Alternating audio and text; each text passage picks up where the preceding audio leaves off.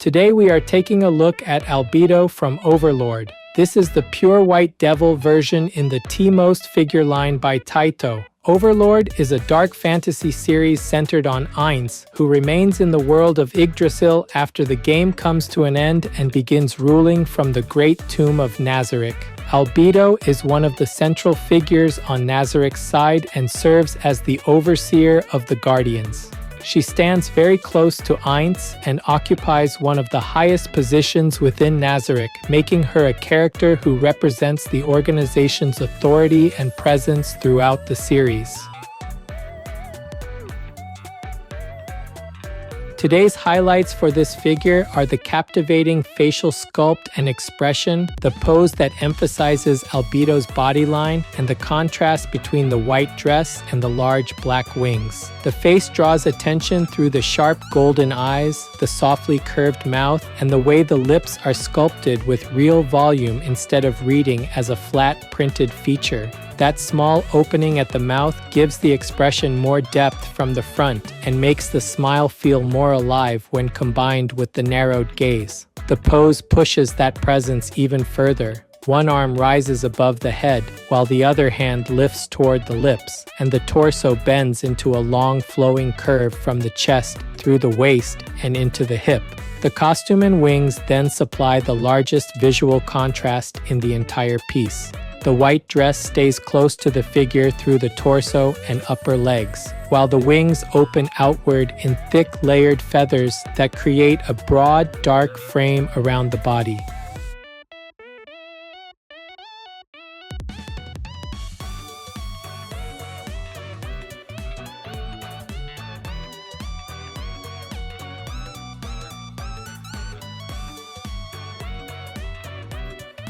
This channel brings you figure reviews and anime merchandise updates straight from Japan. If you enjoyed this kind of content, don't forget to subscribe.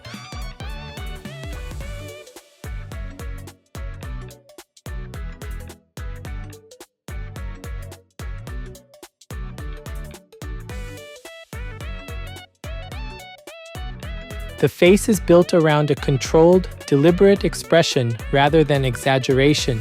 The eyes are narrow and slightly lowered at the outer edges, and the gold irises sit sharply inside that shape so the gaze feels focused even when the smile softens it.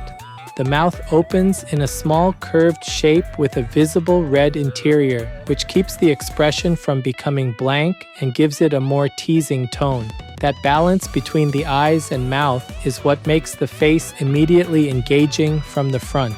A thick front hair strand falls diagonally across the face and cuts through the center of the composition, partially covering one eye and leaving the other more exposed. This single strand does a lot of work for the figure because it creates an instant foreground layer in front of the face instead of leaving the features flat and unobstructed. Around it, thinner locks separate and flow outward, so the face is framed by both a heavy central line and lighter surrounding strands. At the top of the head, the hair parts and rises into a small looped strand, which breaks the silhouette upward before the horns take over. The horns themselves are large, smooth, and rounded, sitting wide over the head and giving the upper silhouette a strong shape even before the wings are visible. Their pale color stands apart clearly from the dark hair, so the transition between the two elements stays easy to read. The longer hair continues past the shoulders in broad, smooth strands, and several sections curve outward rather than falling straight down. Some strands remain dark through most of their length, while others shift lighter toward the ends, which helps the hair feel layered rather than solid. That outward sweep keeps the head connected to the wider motion of the whole figure, especially once the lines of the hair begin echoing the spread of the wings behind it.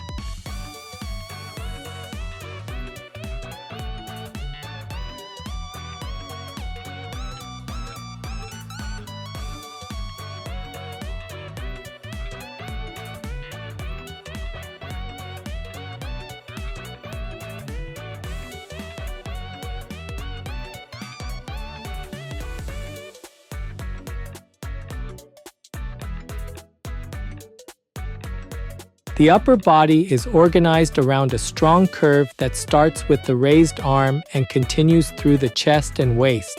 One arm bends over the head, opening a large space under the arm and exposing the side of the torso, while the other arm folds inward so the gloved fingers hover near the lips. This contrast between an expanded line on one side and a tighter gesture on the other keeps the upper half from feeling symmetrical.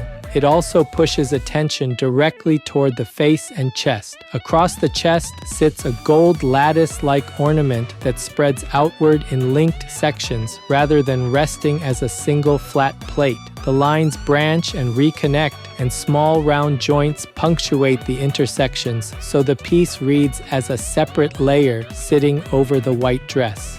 Because the dress beneath remains visible through the openings, the gold framework adds structure without hiding the bodyline underneath.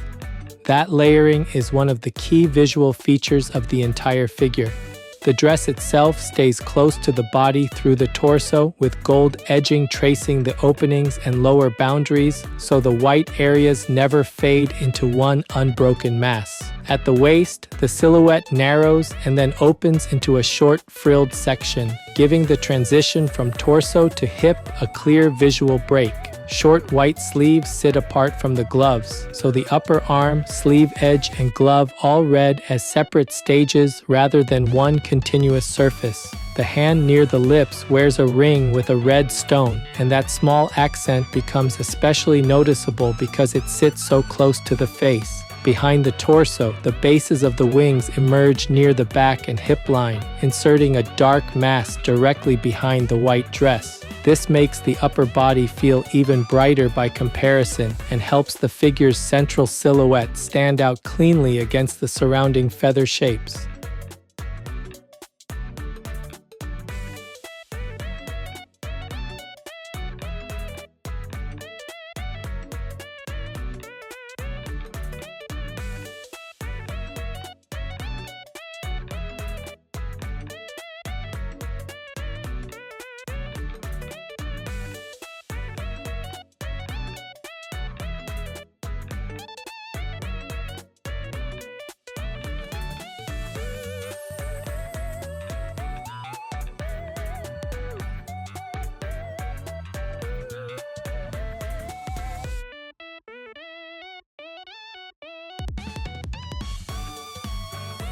The lower body is shaped through a high open cut around the hip and upper thigh, and that opening is framed by gold trim that makes its contour very clear. Instead of allowing the dress to fall as one uninterrupted column, the design breaks the lower half into exposed skin, fitted white fabric, and then larger flared sections below. That contrast creates a more dramatic transition from waist to leg and keeps the silhouette active all the way down. Around the thighs and knees, the dress gathers into layered ruffles that project outward in soft bands. These ruffled sections do not sit flat against the leg. They push forward and outward, making the lower half feel more sculpted and dimensional even before the skirt widens below them.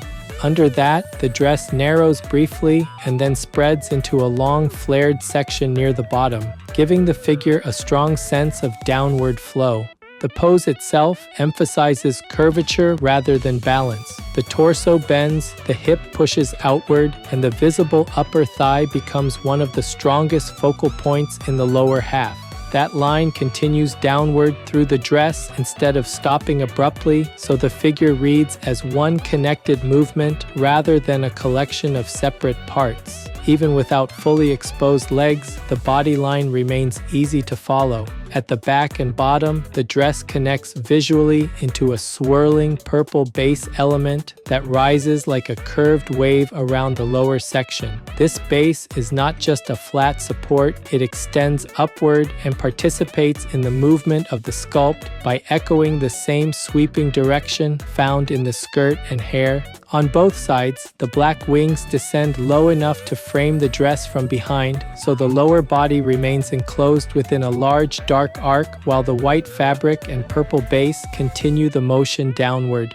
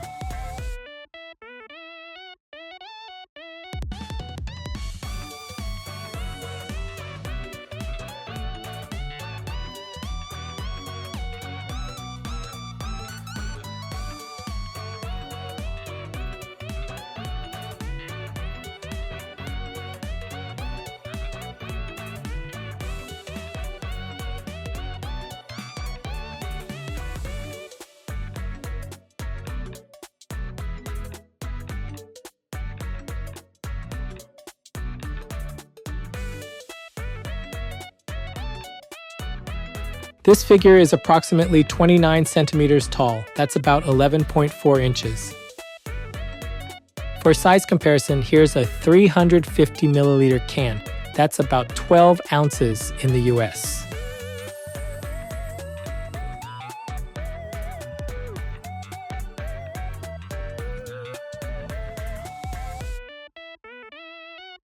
Overall, Albedo by Taito stands out for the way this figure combines a captivating expression, a flowing bodyline, and a dramatic wing spread into one very striking composition. The face is one of the strongest parts of the figure. The narrow golden eyes give her a sharp and focused gaze, while the softly open mouth adds a more alluring and expressive tone. The lips have visible sculpted volume, so the smile feels properly formed from the front instead of reading as a flat surface. Together with the long front hair strand crossing the face, the expression gains more depth and immediately pulls attention upward. The horns and long dark hair also play an important role in shaping the head silhouette. The pale horns stand out clearly against the darker hair, and the long strands flowing outward keep the upper section from feeling closed in. That spread in the hair helps connect the head naturally to the larger movement of the whole figure. The upper body is where the pose becomes especially effective. One arm is raised high overhead while the other hand comes in near the lips, and that difference in placement creates a long curved line through the shoulders, chest, and waist. The gold ornament across the chest adds another strong focal point, and because it sits above the white dress as its own layer, it gives the torso more structure without interrupting the bodyline. The lower half continues that same flow through the high-cut opening, the gathered ruffles, and the longer flare toward the bottom of the dress. Behind all of that, the large black wings spread outward and downward, framing the figure with a heavy dark shape that makes the white costume stand out even more strongly. That contrast between the dress and the wings is what gives the figure much of its dramatic impact. Because of that, fans of Overlord or Albedo will definitely enjoy this piece. With that focus, collectors who appreciate elegant character lines, strong visual contrast, and large winged silhouettes should find it a very satisfying figure.